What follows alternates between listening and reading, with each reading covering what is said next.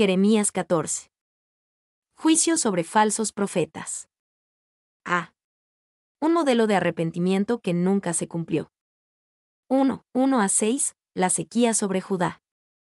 Palabra de Jehová que vino a Jeremías, con motivo de la sequía. Se enlutó Judá, y sus puertas se despoblaron, se sentaron tristes en tierra, y subió el clamor de Jerusalén. Los nobles enviaron sus criados al agua, vinieron a las lagunas, y no hallaron agua. Volvieron con sus vasijas vacías, se avergonzaron, se confundieron, y cubrieron sus cabezas. Porque se resquebrajó la tierra por no haber llovido en el país, están confusos los labradores, cubrieron sus cabezas. Aún las ciervas en los campos parían y dejaban la cría, porque no había hierba. Y los asnos monteses se ponían en las alturas, aspiraban el viento como chacales. Sus ojos se ofuscaron porque no había hierba.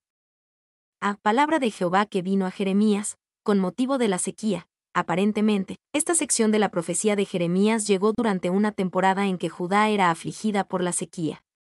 Las sequías sostenidas o múltiples siempre eran un problema de vida o muerte en las sociedades antiguas, donde la mayoría se ganaba la vida con la agricultura. Y la sequía también era un problema especial para el antiguo Israel y Judá, porque se pensaba que Baal, el ídolo cananeo con frecuencia adorado, era el dios del clima y la lluvia. Muchos israelitas de la antigüedad se sentían atraídos por la adoración a Baal porque querían lluvia. 2. Se había amenazado con la sequía si había desobediencia. Deuteronomio 28, 23-24, y era parte de las maldiciones del pacto. El propósito del Señor al enviar la sequía era llevar a la nación al arrepentimiento. Fain B. 3. Algunas traducciones traducen la palabra sequía en plural, sequías. La palabra sequía está en plural aquí, lo que indica una serie de tales desastres, cada uno de los cuales deja a los sobrevivientes menos capaces de afrontar el siguiente. Kittner. B. Los nobles enviaron sus criados al agua, vinieron a las lagunas, y no hallaron agua. Con profecía y poesía, Jeremías describe gran calamidad de las sucesivas sequías en Judá. El pueblo es humillado por la falta de agua que da vida, se avergonzaron, se confundieron. Y, detrás de esa confusión vino la desesperación, se cubrieron la cabeza. Los orientales se cubren la cabeza cuando están en el dolor más profundo, como lo hizo David, cuando cruzó el arroyo Cedrón. Significa, no puedo afrontarlo. No me mires en mi dolor, ni esperes que yo te mire a ti. Me cubro la cabeza, porque para mí todo ha terminado. Spurgeon. C. Aún las ciervas en los campos parían y dejaban la cría, porque no había hierba. Cuando Dios trajo disciplina o juicio a Judá a través de la sequía, también afectó a los animales y a la naturaleza que los rodeaba. Su arrepentimiento sincero y sostenido no solo los beneficiaría a ellos, sino también al mundo natural. Y la familiaridad de Jeremías con la vida en el campo se muestra en la idoneidad de sus ilustraciones. La cierva es una criatura famosa por el cuidado de sus crías. Los asnos monteses se encuentran entre los animales más resistentes, capaces de soportar la sequía. Kundal. 2, 7-9, un modelo de arrepentimiento piadoso en tiempos de sequía. Aunque nuestras iniquidades testifican contra nosotros, oh Jehová, actúa por amor de tu nombre, porque nuestras rebeliones se han multiplicado, contra ti hemos pecado. Oh esperanza de Israel, guardador suyo en el tiempo de la aflicción, ¿por qué te has hecho como forastero en la tierra, y como caminante que se retira para pasar la noche? ¿Por qué eres como hombre atónito, y como valiente que no puede librar? Sin embargo, tú estás entre nosotros, oh Jehová, y sobre nosotros es invocado tu nombre, no nos desampares. Aunque nuestras iniquidades testifican contra nosotros, oh Jehová, actúa por amor de tu nombre, usando su imaginación profética. Jeremías piensa en cómo sería el verdadero arrepentimiento de Judá en respuesta a las sequías. Comienza con una confesión absoluta de culpa y un llamado a la misericordia pura, no a la que merecían. B. Oh esperanza de Israel, guardador suyo en el tiempo de la aflicción, ¿por qué te has hecho como forastero en la tierra? Habiendo venido a Dios con humildad y arrepentimiento, ahora la apelación buscaba recordarle a Dios que Él era la esperanza de Israel y su guardador, y le pedía que no fuese un forastero para ellos en su gran necesidad. Sé por qué eres como hombre atónito, y como valiente que no puede librar. Con gran confianza en el poder y la capacidad de Dios para salvar, Jeremías imagina al arrepentido apelando al honor de Dios en el rescate de su pueblo, que Dios se mostraría a sí mismo como alguien que puede salvar. D. Sin embargo, tú estás entre nosotros, oh Jehová, y sobre nosotros es invocado tu nombre, no nos desampares. El arrepentido le recuerda a Dios que está cerca de Israel y que ellos le pertenecen. Él clama a Dios para que actúe sobre esa cercanía e identificación. Y, si tan solo la nación hubiera tomado este clamor de corazón y lo hubiera hecho suyo, entonces Dios podría haber mostrado perdón. Kundal 3:10. La respuesta de Dios a la respuesta real y superficial de su pueblo. Así ha dicho Jehová acerca de este pueblo: se deleitaron en vagar, y no dieron reposo a sus pies. Por tanto, Jehová no se agrada de ellos, se acordará ahora de su maldad, y castigará sus pecados. Se deleitaron en vagar, y no dieron reposo a sus pies. Dios responde al arrepentido imaginario: estaban solo en la imaginación. La Judá que realmente existía se deleitaba en vagar y no se reprimía del pecado. Y el arrepentimiento, la confesión, la humildad ante Dios que está solo en la mente o corazón, pero no en una acción genuina para con Él, no tienen ningún efecto. Debe ir más allá de un sentimiento. El arrepentimiento descrito en Jeremías 14, 7-9 era maravilloso, pero no real. Por tanto, Jehová no se agrada de ellos, dado que el arrepentido solo era imaginario. Dios no se agrada de un pueblo infiel. Él se acordará y castigará sus pecados. Exponiendo a los falsos profetas. 1:11-12. La futilidad de la certeza del juicio de Dios. Me dijo Jehová: no ruegues por este pueblo para bien. Cuando ayunen, yo no oiré su clamor, y cuando ofrezcan holocausto y ofrenda no lo aceptaré, sino que los consumiré con espada, con hambre y con pestilencia. No ruegues por este pueblo. Dios le dio un mandato similar a Jeremías en Jeremías 7, 16-19. El pueblo de Judá estaba en este punto tan endurecido que ya no oraban, su curso estaba establecido. Dios simplemente le dice a Jeremías: cuando ayunen, yo no oiré su clamor. Y es significativo que Dios tuvo que decirle a Jeremías que no orara. La suposición es que oraría y que Dios tenía que decirle que no lo hiciera. Hay algo en este sentido en el Nuevo Testamento, en 1 Juan 5, 14-16, donde Juan explica que hay algunas personas, al menos en teoría, que están más allá de la oración, y por lo tanto, no se debe orar por ellas. 2. Cuán terrible es el estado de esa gente de la cual el Señor dice a sus ministros: no oren por ellos. Lo que es casi una prohibición, Él niega a sus ministros el espíritu de oración e intercesión a favor del pueblo. Clarke. Sino que los consumiré con espada, con hambre y con pestilencia. El juicio prometido vendría. El arrepentimiento insincero ofrecido nunca sería suficiente. Y los tres elementos, espada, hambre y pestilencia, eran el acompañamiento regular de la guerra y se mencionan varias veces en el Antiguo Testamento. Thompson. 2:13. Jeremías informa las palabras de los falsos profetas. Y yo dije: Señor Jehová. He aquí que los profetas les dicen: no veréis espada, ni habrá hambre entre vosotros, sino que en este lugar os daré paz verdadera. Señor Jehová. He aquí que los profetas les dicen. Jeremías tenía un mensaje en el nombre del Señor para entregar al pueblo de Judá. Sin embargo, Jeremías no era el único que afirmaba haber traído tal mensaje.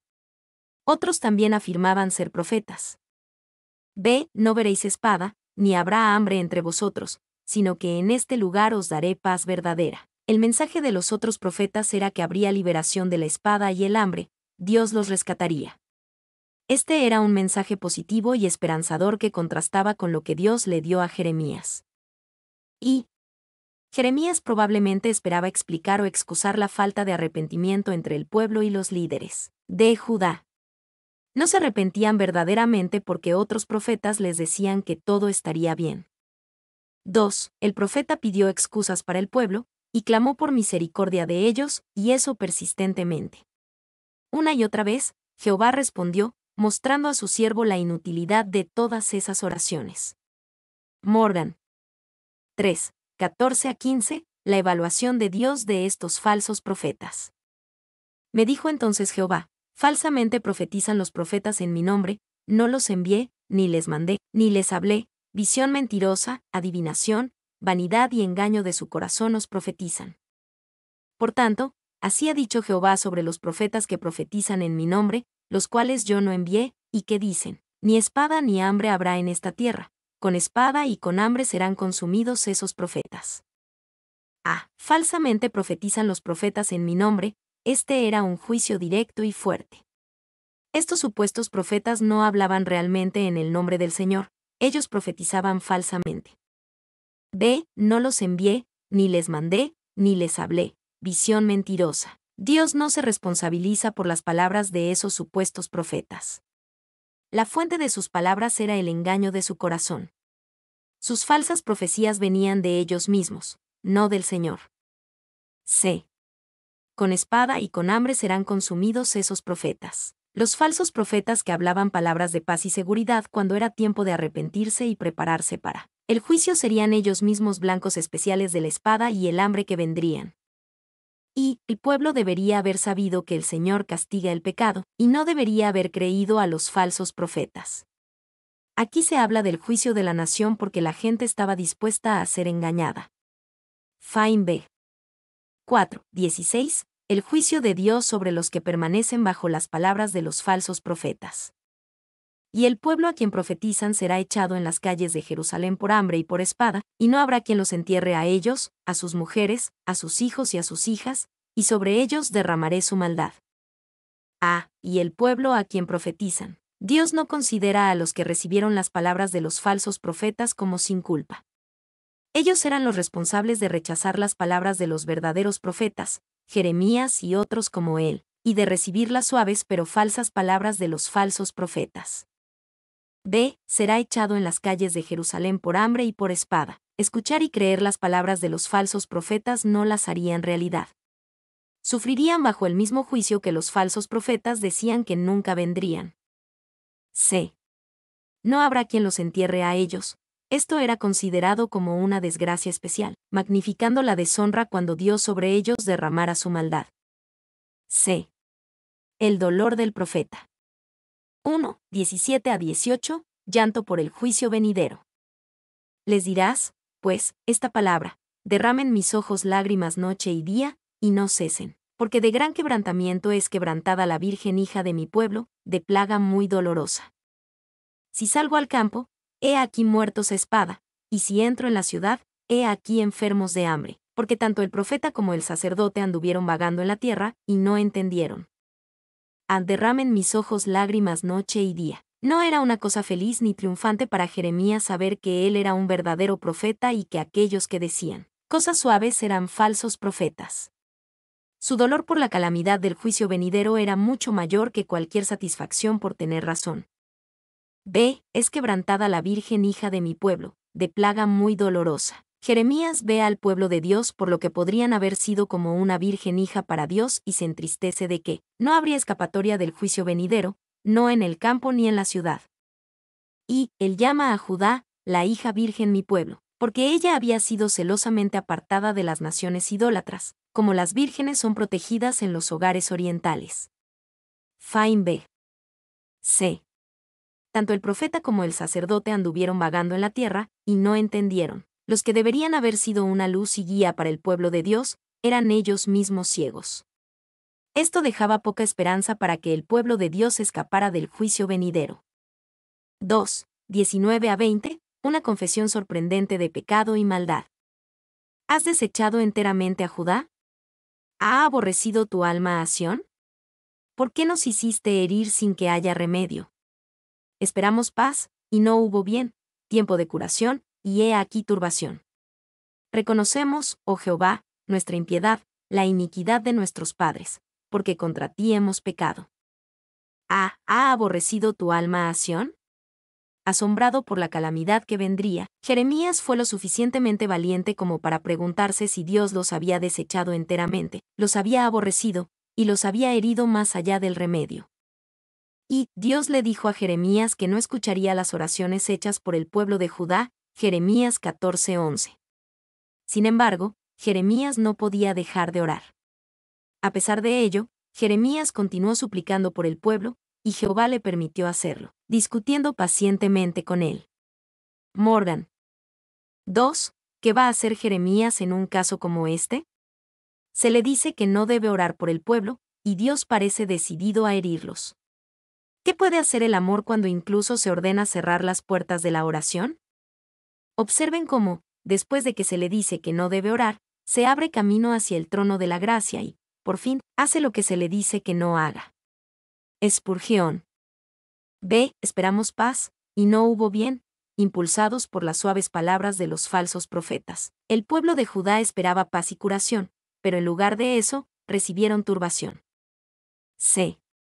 Porque contra ti hemos pecado. Este era el resultado deseado por Dios de la turbación que vendría sobre ellos, llevarlos a un pleno entendimiento de su impiedad e iniquidad. Las palabras llenas de esperanzas, pero falsas palabras de los profetas autoproclamados, no traerían este resultado.